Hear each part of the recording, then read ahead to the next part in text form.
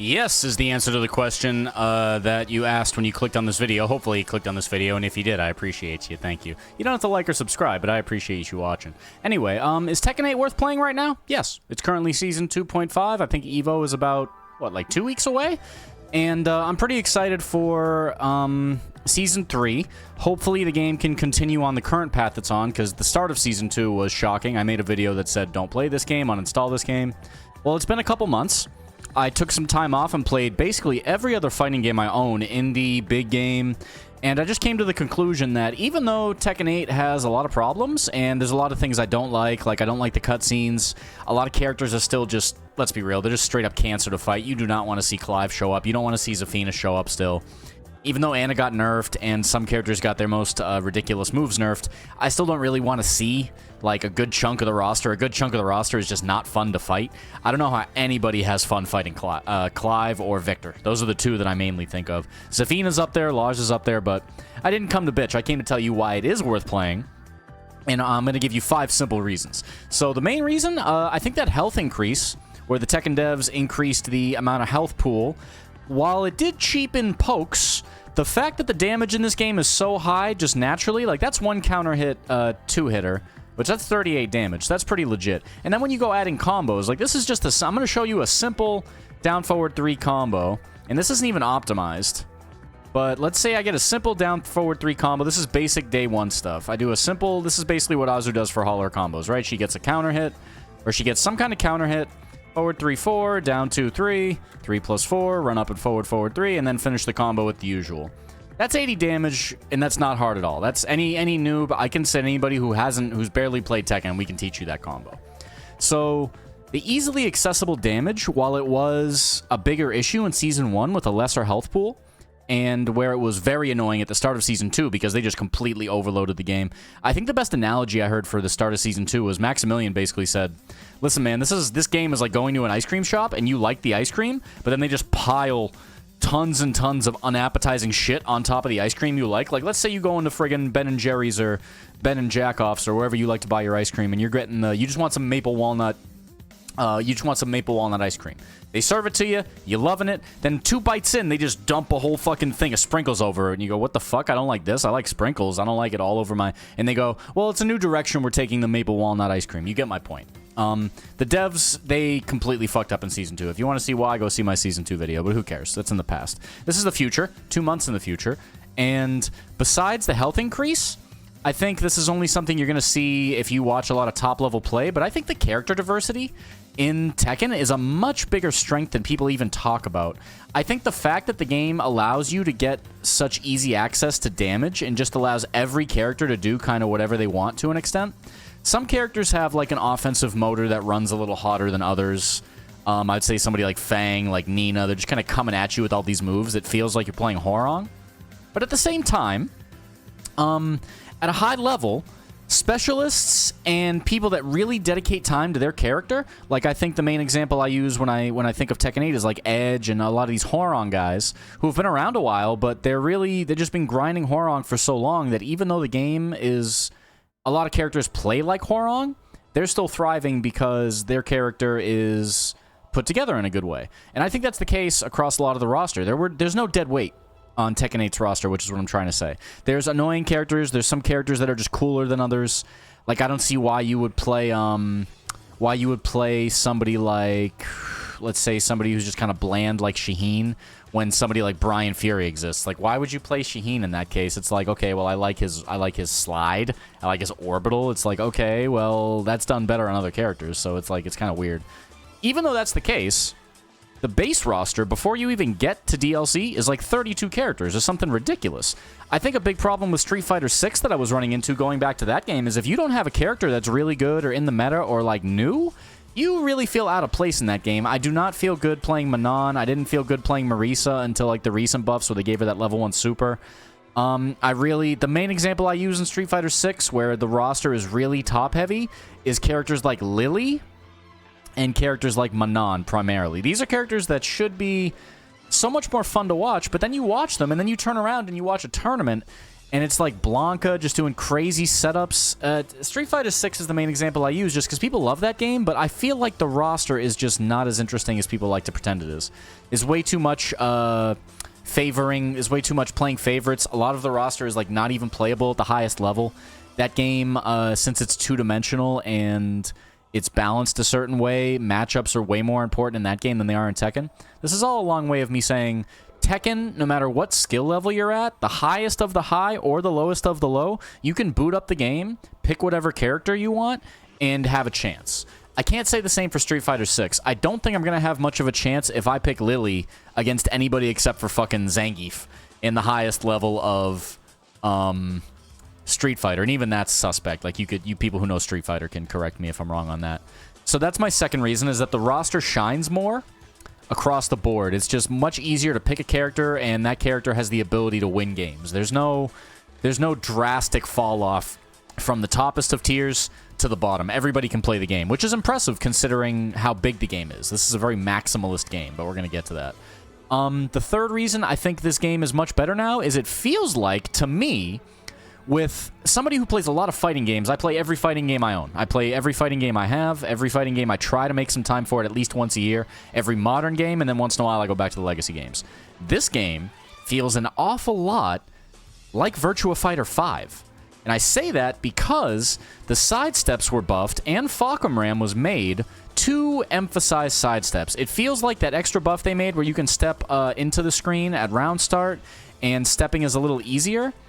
It seems like they want this game to function more like Virtua Fighter 5 does, which is basically, in Virtua Fighter 5, you have things called, not directionals, but they're not orbitals in Virtua Fighter 5. I forget the term, but they're radials, something. Circulars, something like that. And circulars function much like homing moves in Tekken. But in Tekken, a homing move is usually like a full, not 360 unless you're playing friggin' Jack and you're doing the power crush, but Tekken homing moves are usually very homing. Like, we're talking like 270 degrees or so. The only way this isn't hitting you is if you're directly behind me.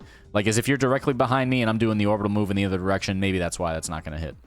This game feels like Virtua Fighter 5 for two reasons. One, the sidestepping was buffed, which is undeniably a great change. I think everybody, even when Season 2 was going down in flames, everybody was saying, hey, this sidestep change is pretty good. This should have been how it was for a long time.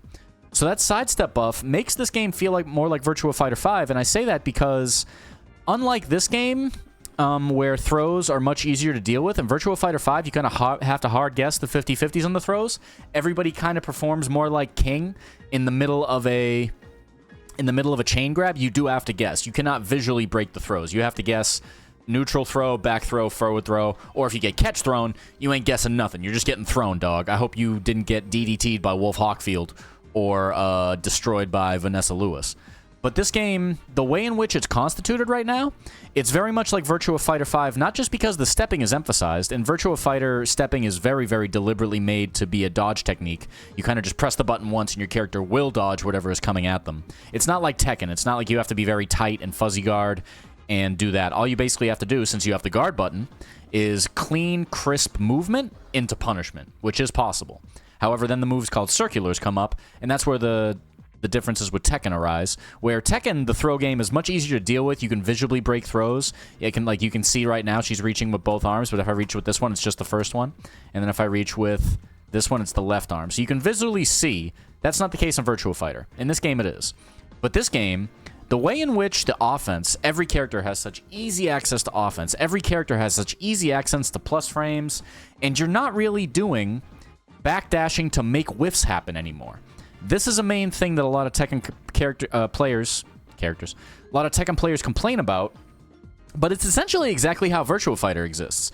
If you're getting hit, or if I'm blocking, in Virtua Fighter, it's more about, okay, I block and now I take my frames, or we have Nitaku, which is I can disrespect frames by doing a strike when I know they're going to do a throw.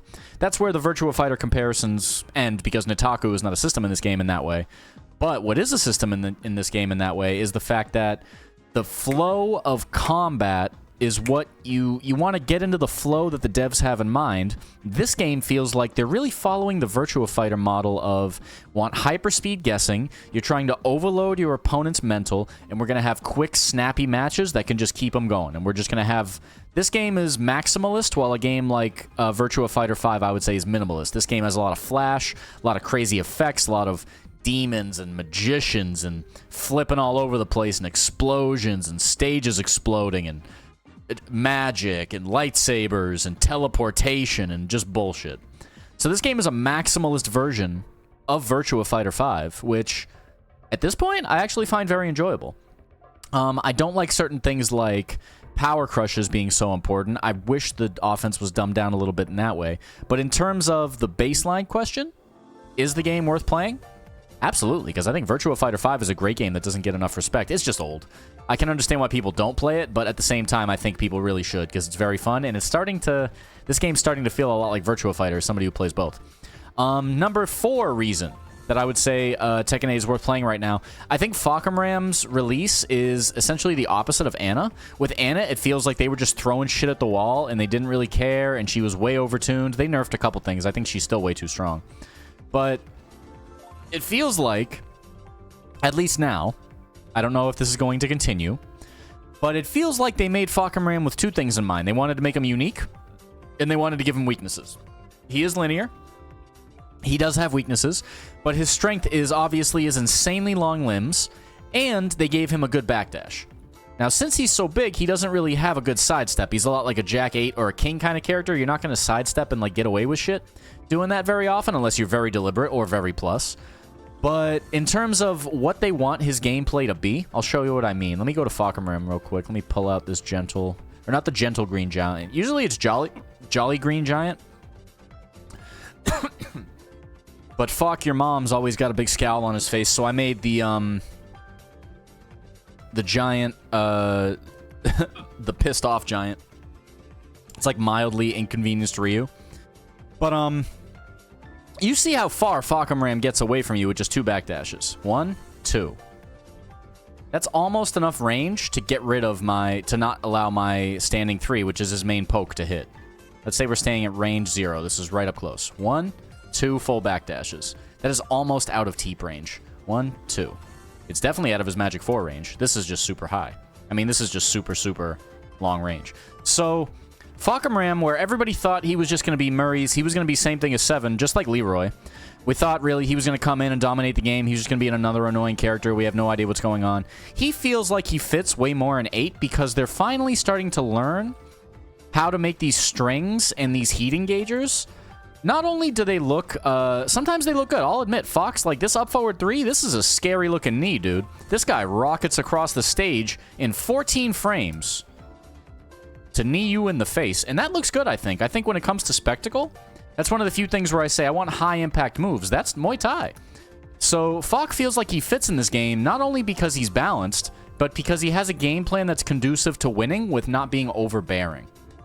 If you are playing a Falk player and he's not playing super well and reading you and poking you correctly and conditioning you and doing all the right things, he will die. He'll do some crazy string and then he'll do like, let's say, he'll be throwing around like heat engagers. Like the way this whiffs, look at the recovery frames on this. Look at how many, like how easy it would have been to whiff punish me there. And even though these things are very, very strong, like his back 3 is a crazy heat engager, his power crush is pretty good, he's got strings and everything. His stuff is so slow and so methodical and well done. I would say I give the devs credit for obviously taking their time to make sure this wasn't an Anna situation where they came out and broke the fucking game. Anna literally broke the game. It was a crazy patch. That's why I'm back now. Took a break. Now we're back. I just think Fahkumram, as the 4th reason this game is worth it, is just so much more interesting, well-balanced, and what I want to see more from the game, which is basically install some weaknesses in these characters. Even if they have their install and all their annoying shit that a lot of Tekken 8 players don't like, I want to see them make effort to put weaknesses into these characters' movesets. Like Fahkumram's weakness, I can't really experiment with it right now because I'm not the best at him and I don't know his move list fully yet. But Fahkumram's weakness is that through all of his strings and a lot of his pokes, he is very either linear or he has to commit. Because if you don't commit, you can get sidestepped, and then his stuff is so long or just puts him in a bad situation, and he's so goddamn big, you're gonna get launched. So if you play stupid with Fahkumram, you will get punished for it. So you have to be very deliberate with your pokes. You have to be very smart about how you're low poking, because this is launch punishable now, even though it's a crazy good counter hit low. If you're getting that shit blocked, like 14 frame, like that's really good. Anyway, or whichever low he does that's launch punishable. It might be down 3. I don't know, whatever it is, but I think that the devs actually did say that they want... I think even in his video they said this is launch punishable, so be careful. But the 5th reason that I think this game is very much worth playing is actually nothing to do with the gameplay. It's to do with the framework of the gameplay. I'm just here to show you one thing, in that since Season 2 and Quick Play was changed to be... Not only can you decide now, when you go to Quick Play, that you want to restrict by rank, so you don't have to play anybody who's in Quick Play. You can restrict cross-platform, how many ranks, high or low, according to mine, do I want to matchmake against? Do I want to not restrict it at all? This was a great change for just the day-to-day enjoyment of playing the game. I have made new friends in Quick Play. I've seen plenty of shitheads that just one and done. That's just the nature of the game. But when you aren't forced to bash your head against ranked in a game like this, the world opens up to you because you can get your friends into it. I can boot up without the stress of ranked anxiety being over my shoulder. Personally, I don't mind that much, but it's still not fun just to be forced to play 2 out of 3 and forced to deal with the shit this game forces you to deal with, pluggers and cheaters and whatever you run into in blue ranks. There's a lot of those in blue ranks. Once you get to Tekken King, it gets better. There's people that just kind of are playing the game above that rank. But the tools with which to be social or to enjoy this game are much, much better because of the quick match change, because of the addition of the Tekken Fight Lounge. I think this is a very underrated part of the game, and I really want to see the devs create some kind of new integration for Tekken Lounge, because Tekken Lounge is dope. It's just stuck behind this menu I just opened. It's stuck behind this menu where you select the lounge and you do this. If there was just a slightly more intuitive system, like when you boot up the game and it shows the character's face, like right now it's Fahkumram because they're obviously trying to sell the DLC. After you sell that, it should allow you the option to just press left or right and be like, left goes to the main menu so you can pick whatever option you want. Right goes to whatever the best recommended lobby is for you right now. Or maybe you can go into the settings and just like how you can set your favorite...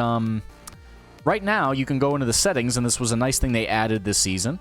You can go into settings, and you can get your character in the back. Currently, I've got Brazilian Miku, but you can go to options, and you can go to screen settings. And in the screen settings, you can set, okay, who displays when I'm in the main menu. Currently, I've got Brazilian Azucena, as I said.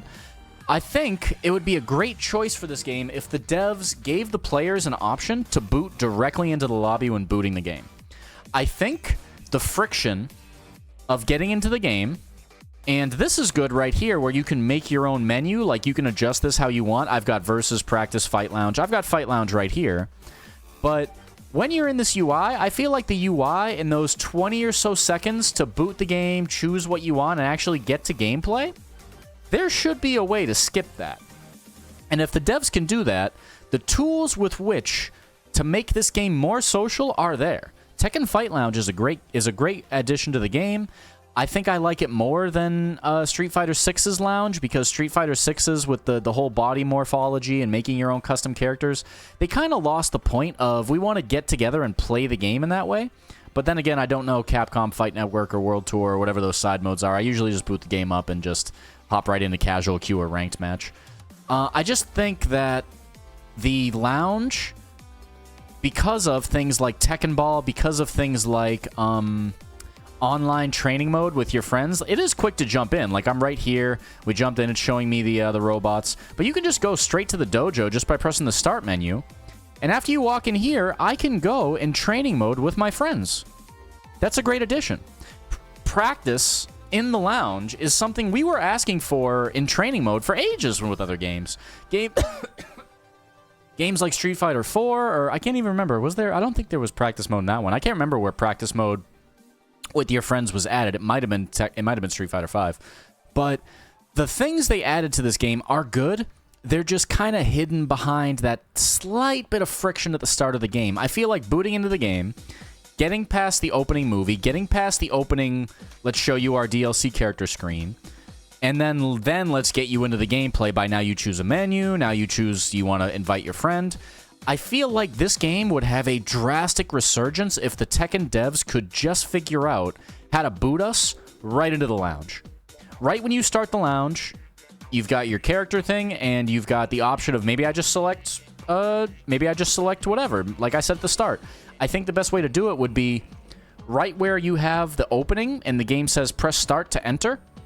I think you should be able to press a button to load in either the main menu, like it normally does, or load straight into the lounge. And then you can select which lounge you want to enter. So basically, it'll ask you at the start of the game, it'll say, which lounge would you like to enter? And then you can just pick it just like I did there. Because it boots in pretty fast once it's loaded. But that little bit of friction you get makes it so a lot of people don't even enter the lounge because they don't want to go to the menu and select it. However, it's a great place to go, hang out, and have fun with the game. And that's my final reason I think Tekken 8 is worth it. Just to summarize, I think the health increase makes the game much more enjoyable.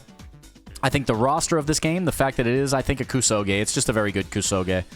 I think Tekken 8, at the end of the day, is a quality kusoge, which I haven't seen in a while. It's a shitty game, but it's a shitty game that's worth playing. That doesn't happen very often. I'd say Third Strike is one of those in terms of... Third Strike is a shitty game because of the balance, not because of the things that this game is shitty for, like the explosions and the cutscenes and the monetization. But I think this game is... The health increase helps. The roster shines at a high level. It's a good kusoge that lets everybody have fun, no matter what character you pick across a big roster. It feels a lot like VF5, which is a good thing. That is a legendary game. That game has been around since the before times. That's an 18-year-old game, I think, at this point. Could be longer. I don't know. And then, on top of everything, the Fahkumram introduction to the game looks good. And the learning tools, the social tools, and the lounge, and all the tools this game does have already integrated. Replay system, replay takeover. It's so easy to get in and learn this game, more than basically any other fighting game, except maybe Street Fighter 6. I can't think of any games besides any modern games. I would say Killer Instinct had a fantastic tutorial, but it's just not a modern game. It's just kind of hanging out there in the back, perhaps getting a sequel soon, depending on what Microsoft does. That's why Tekken 8 is worth playing. Y'all have a good day. Thanks for watching.